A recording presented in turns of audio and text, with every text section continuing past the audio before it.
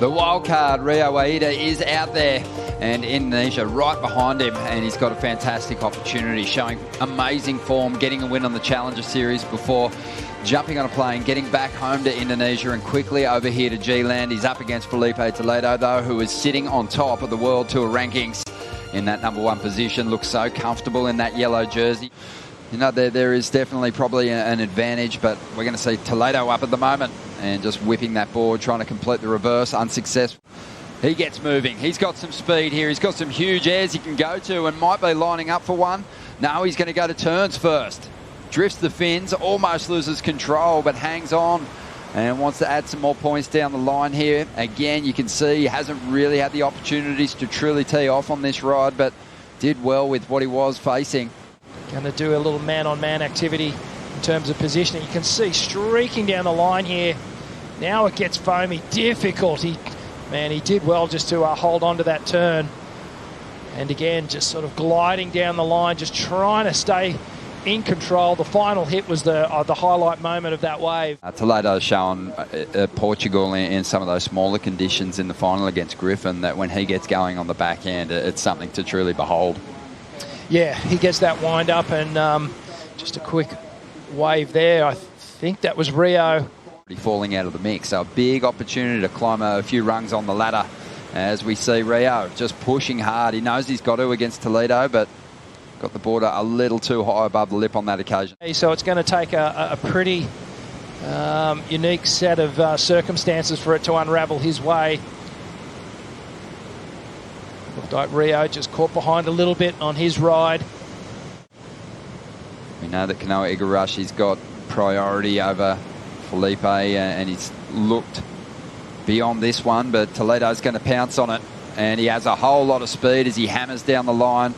Just a transition lip line float to find a second section here. It's just remarkable the distance he can cover in a short amount of time, even on the back end. Here we go. Here is Rio. And let's see what he can get going on this ride. He's playing catch-up at the moment, but doesn't need big scores at this stage.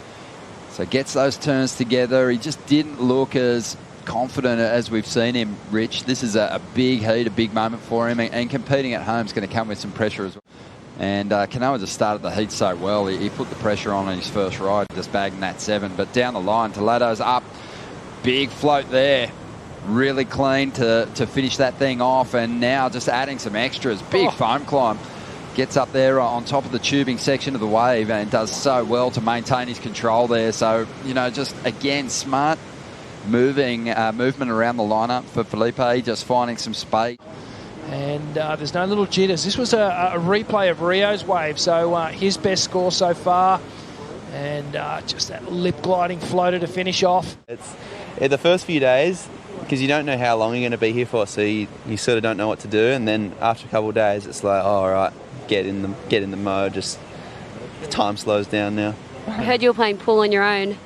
Yeah, a couple of times, because I beat a couple of guys. Didn't want to play again. No, I'm just kidding. So things looking a little tighter out there between the current world #1 and the wild card. But Toledo up at the moment with a lot of speed. Big section standing up here. He just loses contact with that equipment. We've seen it a few times. We've only seen a few airs where the surfers found great height. Priority, he only needs a 4.14, but this was Filipe's last ride, Rich. Yeah, so Filipe streaking down the line here. Gets the little float, gets to the final section there.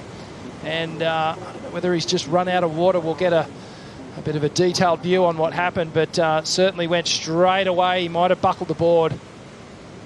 He's flipped it over. And it looks like Toledo is up again. Nice big float. So back out there on this backup board. Now running through some backhand carves. And this wave just really, I mean, he saved it with that final turn. He's trying to get rid of a 3.47. Because he hadn't done a whole lot on that ride prior to that finishing turn, but it was so big and so fast that he got the score that he needed, and he's up again. But he pushes just a little too hard on that first section. Going to need something special in the final moments here. There's 30 seconds to go. He's sizing something up on the outside. Well positioned here. He's got a lot of speed. Hammers over this first section just to get down the line. Little whip out of the top. He'll need a lot more than that as this wave starts to near its end. Working through his turns, hoping that it steepens, and the body language suggesting that he's pretty aware that it's probably not going to get him over the line. Putting in amazing performance, but for me, I'm just not seeing a 6.56 on that wave.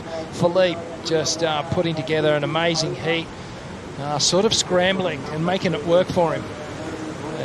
Critical surfing on all his waves, and just doing enough in this case. Yeah, the numbers coming through there at the end. It was a 3.9. Toledo just hanging on for the finish, and he is moving on through to the quarterfinals, the world #1.